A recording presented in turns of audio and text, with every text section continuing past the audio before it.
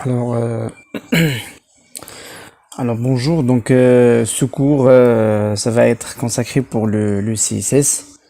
Après le cours du HTML, maintenant on va essayer d'apprendre quelques notions et comment créer déjà des fichiers du style de CSS.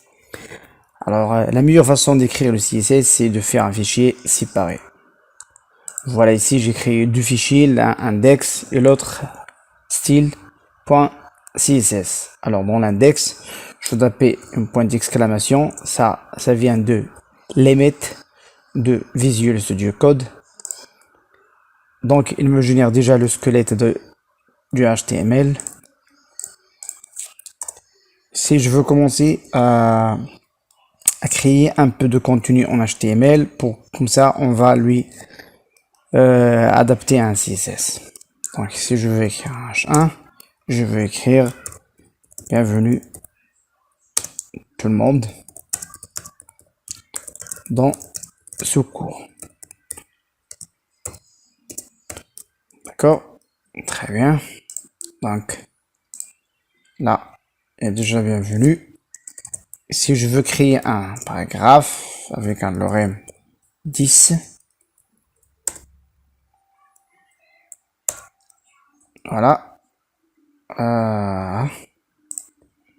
Je vais rajouter un autre paragraphe avec lorem 20. Super. Voilà. Maintenant, alors, je veux commencer déjà le CSS et on va parler comment faire pour relier les deux fichiers. Alors, pour relier les deux fichiers, il s'agit d'un lien. Donc, on va faire un link. Ici, le Visual Studio Code, ce éditeur de code nous propose, si vous voulez vous faire un lien, ou bien un lien Atom, ou bien un lien CSS, ou bien favicon, etc. Donc, si vous cliquez sur le lien CSS, il fait directement appel à ce fichier qui s'appelle style.css. C'est pour cela que moi, je l'ai nommé style CSS. Vous pouvez le nommer, bien sûr, quoi que ce soit, mais faire attention ici de renommer votre fichier style.css. Moi, je l'ai laissé comme ça, style.css. Donc, je veux enregistrer et je veux maintenant attaquer mon CSS.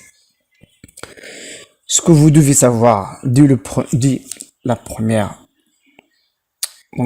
chose, c'est que le CSS peut faire appel directement à ce H1 là et à ce P, ce qu'on appelle tag. Donc, CSS peut faire appel à un tag comme H1. Et donc, comment on écrit le CSS? Alors, la syntaxe du CSS, c'est par exemple un H1, la tag, et entre brackets, on tape le code qu'on veut. Par exemple, je veux lui affecter une couleur à ce H1. Je fais couleur. Pardon, je fais en anglais, je fais color. Et la couleur que je veux lui affecter, par exemple, rouge, red. Voilà, donc, ça vient affecter.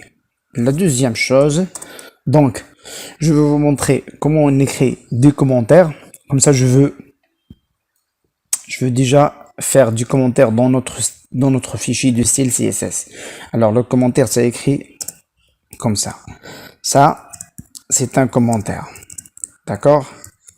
Donc, ça, on ne peut pas le voir dans notre site parce que c'est un commentaire. Donc, je vais faire déjà, je vais l'écrire en bas. Je vais écrire ici. Alors, on a vu syntaxe du CSS. Voilà, c'est comme ça. On écrit un tag, exemple pi, paragraphe, et je fais entre brackets et on dit, par exemple, ce premier paragraphe, je veux lui agrandir, par exemple, je veux faire un font size de 35 pixels, par exemple. Voilà, donc, ah oui, parce que ici j'ai 2P. Donc si je fais P, donc il va affecter les 35 pixels pour les deux paragraphes. D'accord? Oui.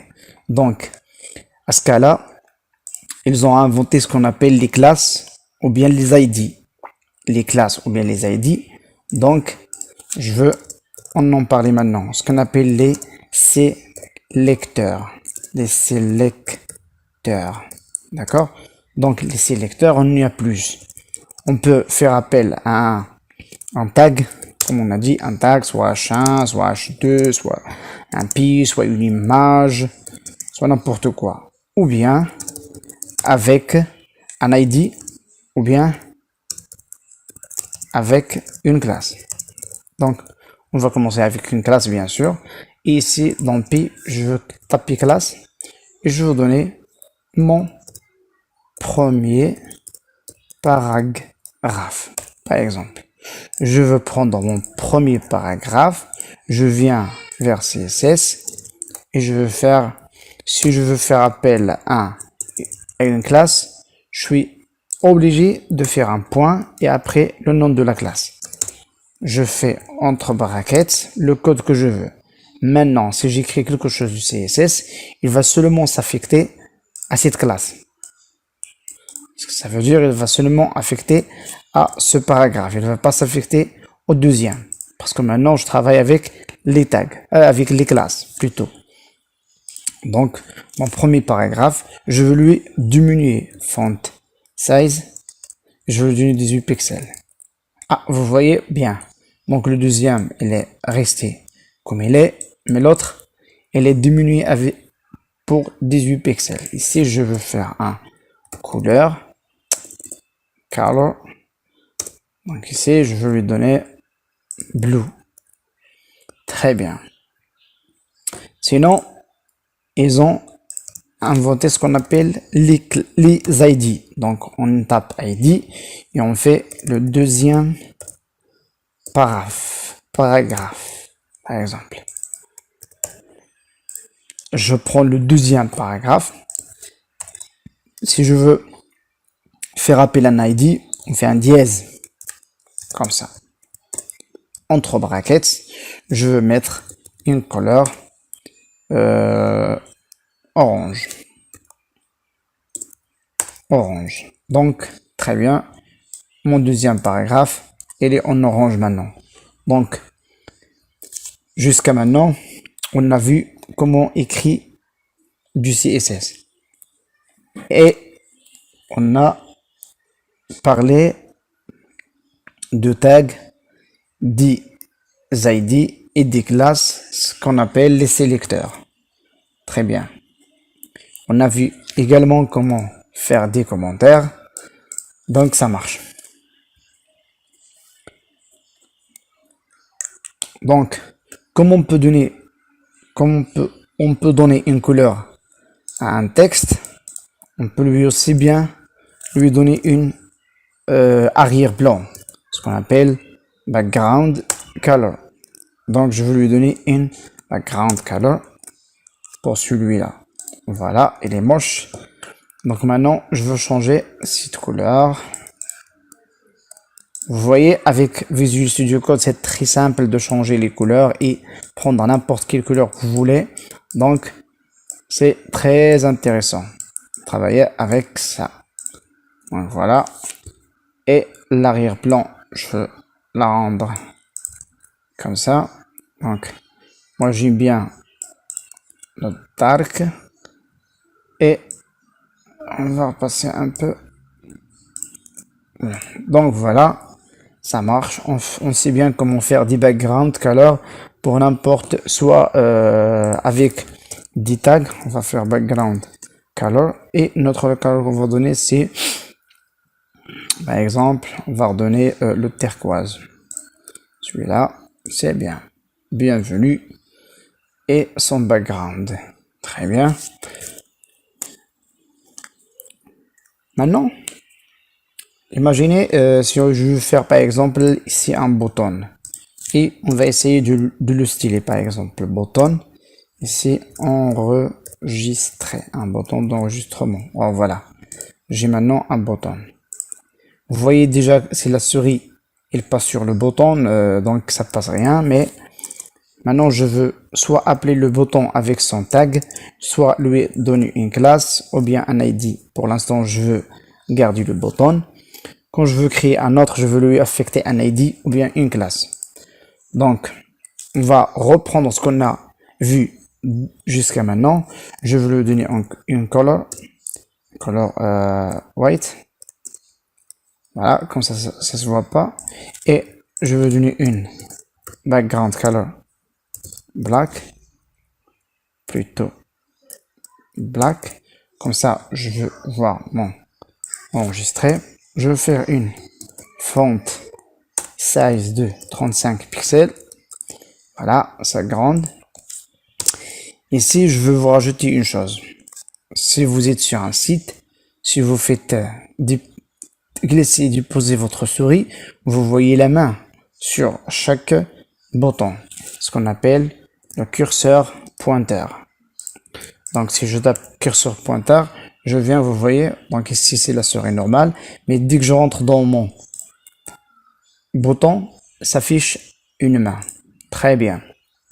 Et bien sûr, il y en a ce qu'on appelle du border, il y en a ce qu'on appelle du border radius. Border radius, si ces cornes-là, je vais par exemple faire de 20 pixels. Ah, et vous voyez, donc il est bien. Je fais ici black. Je veux enlever. Je veux que vous voyez une chose.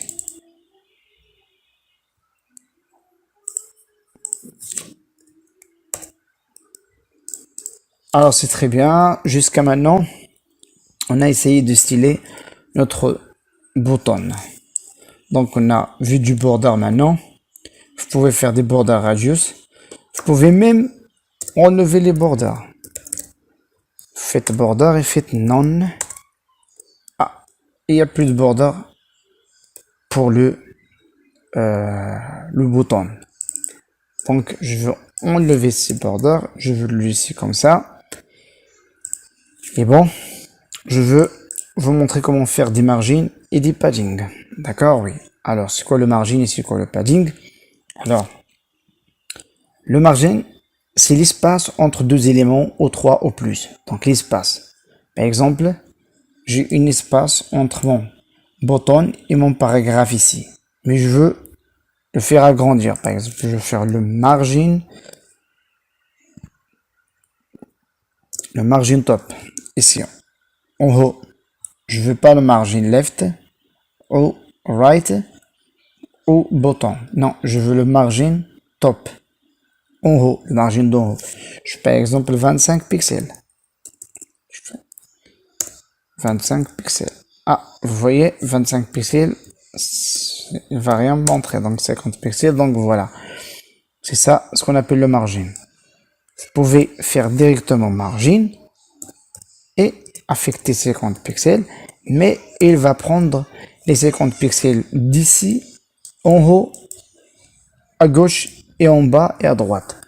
Si vous faites ici 150, vous voyez, donc à un margin très grand. Donc on va faire du margin avec VS Code, tapez justement MT, donc il va vous donner margin top. Si vous tapez, donc je vais faire 50 pixels, on revient à norme. Si vous faites par exemple margin left, ML margin left, et vous faites 100 pixels, donc il va prendre un margin de 100 pixels. À part les margins, il y a ce qu'on appelle les paddings. Alors les paddings c'est quoi? Les paddings c'est, si vous voyez bien, c'est dedans le bouton. Si je donne par exemple ici 10 pixels en padding, ce bouton il va s'élargir. Donc si par exemple je fais 5 pixels, 5 pixels, ça se voit rien, mais je veux faire 20 pixels. Ah, vous voyez? Alors le padding c'est dedans, le margin c'est under. Très bien. Comment fonctionne bien ce padding? Donc, on va faire un padding, par exemple. Soit Vous faites par exemple padding. Ça commence toujours comme ça. Du haut, du à droite, du bas et enfin c'est à gauche. Par exemple, si je fais 25 en haut, 5 à droite, 20, 40 en bas et 32 à gauche. Si je fais enregistrer, vous voyez, ici il y a 25, ici c'est que 5, en bas c'est 40, ici c'est 32. Si par exemple, si je fais en bas 80, vous voyez, je veux faire juste 8 et en haut, je vais faire juste 10. Très bien. Mais ici, je vais faire 50. Ici, c'est à droite. Vous voyez, c'est 50. Sinon, on peut jouer avec deux valeurs. On dit en haut et en bas, donne-moi 50 pixels. À gauche et à droite, donne-moi 150 pixels. Vous voyez? Juste ça. Voilà. Et ici, juste 10. Donc, vous voyez? En haut et en bas, donnez-moi 10 pixels. Et à gauche et à droite, donnez-moi 100 pixels. Alors, je vais changer la couleur du bouton. Non, la couleur, je veux la garder comme ça, mais je vais faire un background color. Un background color, comme ça. Non. On va prendre un qui est bon. Voilà. Et si je veux diminuer la couleur, voilà. Donc, non. Soit white, soit. Donc, vous voyez, ouais. Ça, c'est un bouton. Je veux enlever maintenant. Ici, je veux enlever les borders. Les borders, je veux les enlever. Voilà. Maintenant, elle a devenu un bouton. D'accord. Donc, on a vu les margines et on a vu les paddings. Alors, les margines, c'est très simple. C'est l'espace entre les éléments. Par exemple, si je fais H1 et P et bouton. On peut bien sûr faire comme ça. Faire appel à tout tag et entre brackets, je vais faire un margin. Non, c'est pas margin en haut ou bien en left. Je vais faire du margin. Donc, prends ces éléments-là, ce H1 là, et ce paragraphe, et ce paragraphe, et ce bouton, je veux qu'ils s'éloignent l'un de l'autre avec par exemple 15 pixels. 15 pixels l'arrière. Bon, je vais faire 70 pixels. Pourquoi? Pardon, il faut qu'on met des virgules. Ouais, absolument.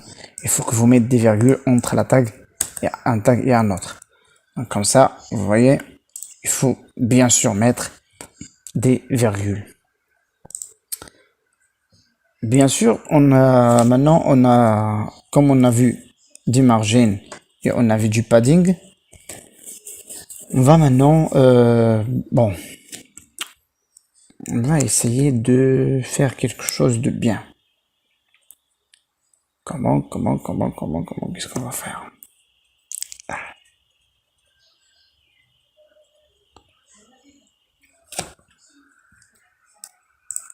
Donc, je veux faire appel à ce petit paragraphe. Donc, je vais faire appel à ce petit paragraphe.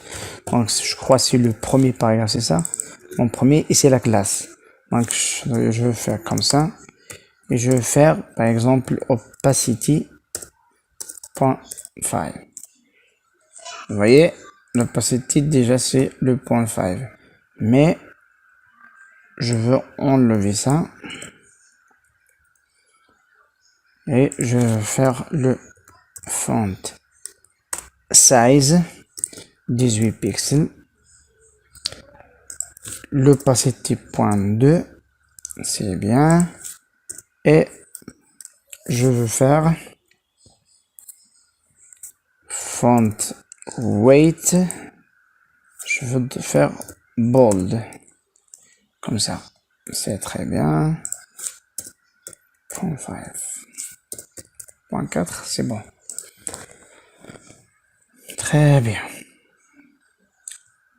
Donc, on va faire un récapitulatif de ce qu'on a vu dès tout à l'heure jusqu'à maintenant. On a vu comment écrire du CSS, comment affecter une couleur, comment affecter une arrière-plan de couleur, comment augmenter et diminuer la taille du police.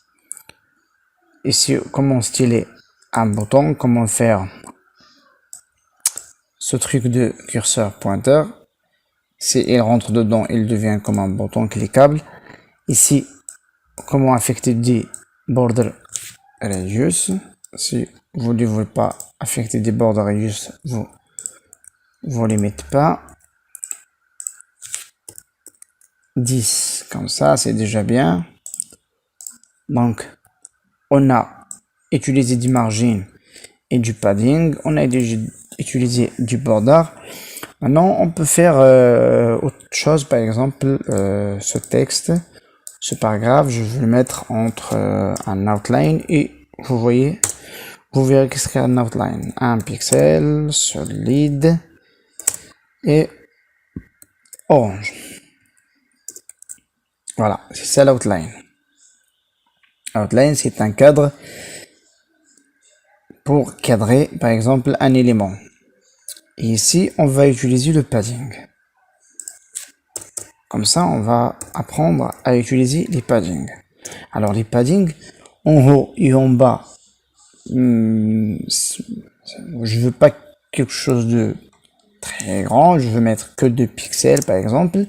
Mais ici, je veux bien mettre un padding pour qu'il soit comme celui-là. Donc, à gauche et à droite, je veux mettre 20 pixels. Ah, vous voyez, 20 pixels, je vais 30 pixels. Très bien. Donc, c'est pour cela qu'on utilise les paddings pour rendre les choses très bien. Soit 1 pixel, soit 3 pixels, comme ça, c'est super bien. Donc, c'est ça ce qu'on appelle des outlines. Alors, outline, c'est vu. On a vu l'opacité. Et par exemple, dans ce paragraphe, je peux, il est là, le deuxième paragraphe, je peux utiliser un texte align. Et le texte align, il me dit si vous voulez mettre du texte en centre, ou bien, par exemple, au centre. Voilà, il est au centre maintenant. Si vous voulez mettre en dernier, comme ça, je veux mettre du but, comme ça. Je sais pas si elle justifier, donc comme ça. Mais ici, je veux mettre centre. Très bien. Bienvenue tout le monde. Je vais enlever, je vais enlever le background et je vais faire ici le texte align center. Je veux le centrer. Voilà. Je vais enlever ça et je veux faire white. Ici, je veux prendre tout mon body. Le body, c'est tout ça. Tout l'écran. Donc ici, en haut, je veux faire body. Mettre un background. Color black pour l'instant. Mais je veux diminuer un peu la densité de ce black. Comme ça. Non, non, non, c'est trop. Donc ici. Voilà. Donc bienvenue tout le monde dans ce cours. Ici, je veux donner une couleur sur le premier paragraphe, c'est ça? Ouais, sur le premier paragraphe. Alors mon premier paragraphe, je veux donner une couleur. Par exemple, white, voilà. Maintenant, c'est super et enregistré, c'est bien. D'accord.